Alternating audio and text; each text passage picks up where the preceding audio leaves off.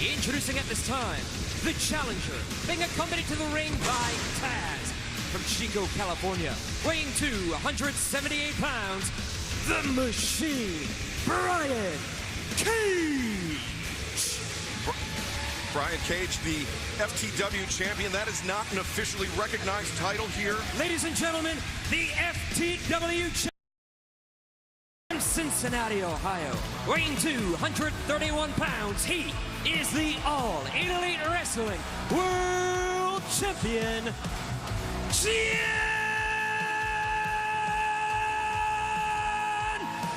Moxley! Jon Moxley wearing that t-shirt in honor of his fallen friend, Danny Havoc, who passed away tragically on May 31st of this year. That is one of the trying times that he alluded to earlier this evening. Moxley's had a rough couple months for many different reasons, but I will. But for the swing and the miss, now Moxley. You knew it was going to start out early and be intense. This could be a bowling shoe ugly slobber knocker, if you know what I'm saying. And now Cage, though, comes back. Powerful clothesline, takes the champion off his feet. To the best of our knowledge, Chris, these men have never wrestled before. I have never seen them wrestling before after two classic JR-isms in a row. But one thing I will say that Taz said that is you can tell how strong he is. We also know he's very limber as well, but he's limiting those moves here in AEW as he's just using this power to beat men down. Cage with Moxley in the corner, charging in, lifting uppercut, and follows it up with a rising Gamangiri. Great flexibility, athleticism by Brian Cage. That Johnny Smith-like drop kick from the second rope. Brian Cage is down and Mox feels it. He took his t-shirt off too. And look at this, now concentrating his attack once again. Left arm. The left arm is the story in the early going of this match. And it was well promoted by Moxley for what he was going to do. Yeah, he called his shot, he telegraphed it, and he's following that game plan to a T. Just to remind everybody that stay tuned for picture-in-picture through the break should this match go that long. And it might not. Oh, hitting that arm again. There's a singular focus here for Jon Moxley, and that makes him extremely, extremely dangerous. Moxley is off his rocker. He walks the boundaries of sanity, but he's also very, very smart in his strategy. Got him in the armbar again. They're trying to double wrist lock him, it looked to me like.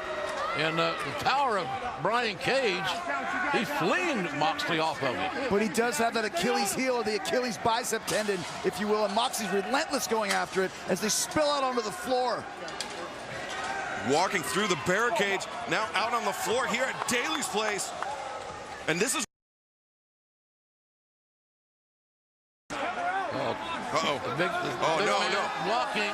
If you take the suplex into that guardrail, that could put you in the hospital. I'm not joking on that. Looking for the paradigm shift was Moxley. No, watch out! Oh! Nailed back suplex right into the steel stairs.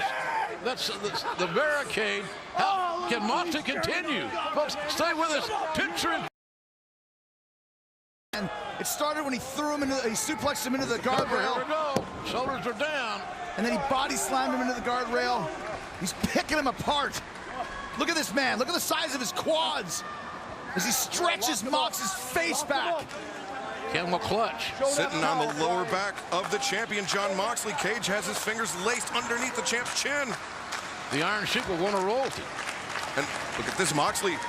Here he is as he's feeding back up here. You're not going to keep Mox down with that. Mox will fight you to the death, literally. Oh! Ripped off, too. Just wanted to say that. Oh, Moxley, he's got the chair. No! And Cage. Oh, Cage with the switch. And again! Now, oh, my gosh. Moxley suplex to the steel chair. Remember, this is not that long after that he got thrown through a back windshield of an AEW company car. Look at that chair. Look how it's just emaciated. As Knox. Oh, look at that. There's a near fall for you. Thunderous right elbow strikes there from Jon Moxley. Wow, big power slam. Shuts him back down by dumping him back on his back again. This is some of the agility that I was talking about of Brian Cage. Taking a chance. Wow. The challenger took a chance, grabbing his knee. Oh, and look what happens. You're right, Jim. Just because you are that agile doesn't mean you should do it. And now he's on Cage is on the run after that huge moonsault miss. Yeah, the ground game was working for the challenger, Excalibur. Oh, but Moxley has rung the bell of Cage, but Cage just counters a desperation clothesline. Cage has got to regain control of the pace. He's got to be the first to hit. Did you see that clothesline that Moxley just threw to the lower face of Brian Cage? Well, Moxley's a warrior, man. He's looking for paradigm shift. Oh, jumping knee strike right underneath the chin of the champion. And look at Cage. Moxley. Discus. No. Paradigm shift. Cover. Cover. 1, 2. No. What? the power of Brian Cage, able to kick out one of Jon Moxley's go-tos, the paradigm shift. Not even Le Champion, not even the demo god kicked out of that one, Jim Ross. That's what beat me for the AEW title, and Cage just kicked out of it. And powerbomb into the top turnbuckle. Cage able to escape out of that submission Cage has got to dance with who brung him, and that is his strength and his power. Stay on your feet and use your power. I've seen might this. Be the champion. I've seen this move before. Watch this. Right into a superplex from the ground, all the way over the top rope into the ring. What power right there from Brian Cage. Cage is a machine.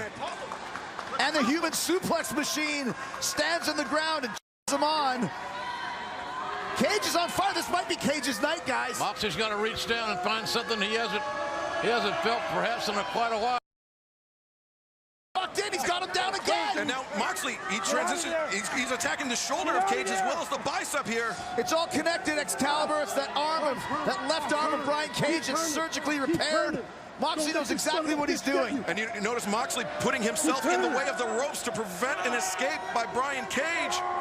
You know, this is where Moxley was training in Vegas with all those MMA guys. He sure has learned. George St. Pierre. Oh, look at this one. The ripping and tearing of that bicep. Who is he training with, Excalibur? Who is that guy? Extreme that Couture. idiot, that's right. And now, look at Taz trying to... Taz coaching this. You gotta watch Taz, though. He's got that belt in his hand. He might hit. Look, Mox gives him the finger. That's what he thinks of you, Taz. You're number one. Taz has made a huge investment in Brian Cage. It could go all up in smoke right here. Mox is feeling it. Tongue is out. Look at this. What? Taz throwing the towel. Taz threw in the towel. Taz threw in the towel. Ladies and Taz threw in gentlemen, the towel. the winner of this match, wisely and still protecting his All investment. Elite Wrestling World Champion, Jon Moxley. Now explain that, Jim Ross. Why was that the wise decision on Taz's part? Because if he had maintained the hold, it surely was good. The bicep was going to re-tear. It's 5 more months of rehab, and this kid can't afford 10 months of rehab in the span of a year. It's a smart idea there, Jim. But you know, Brian Cage was not going to give up. He was not willing to give up. I mean, Taz had Look no at choice. this. But, oh! That FTW, that's what it's worth right there. This title that Taz gifted to Brian Cage, that's why he did. So he's got something to smash into Moxley's head.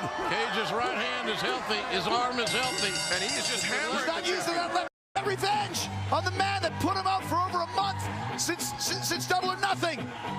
And he drove that skateboard right into the face of Brian Cage. He might have got Cage in the throat, Excalibur, I'm not sure. But once again, Taz takes Cage away to fight another day. I can't believe Darby Allin is back. This is huge. We've seen the very uneasy alliance between Jon Moxley and Darby Allin in the past. Let's get a shot of that skateboard we can. It's got studs all over it. Look at this. It's a right there. Look at that. Man, that was well placed. Great aim. Darby Allin not intimidated. Right for the throat. This machine, Brian Cage. And it was Brian Cage that put Darby Allin on the shelf for over a month after that casino ladder match at Double or Nothing. And I don't like Darby Allin, but he's one of our biggest stars, one of our biggest young stars in AEW. It's great to have him back, but with a vengeance. He's after Brian Cage, and Mox wrestled a perfect match. He had the victory wrapped up if Taz hadn't thrown that towel into the ring, Jim. I still think it was a smart decision, and really the only... Taz trying to restrain Brian Cage at the top of the ramp. Of course, he's coming back. Look out, Mox.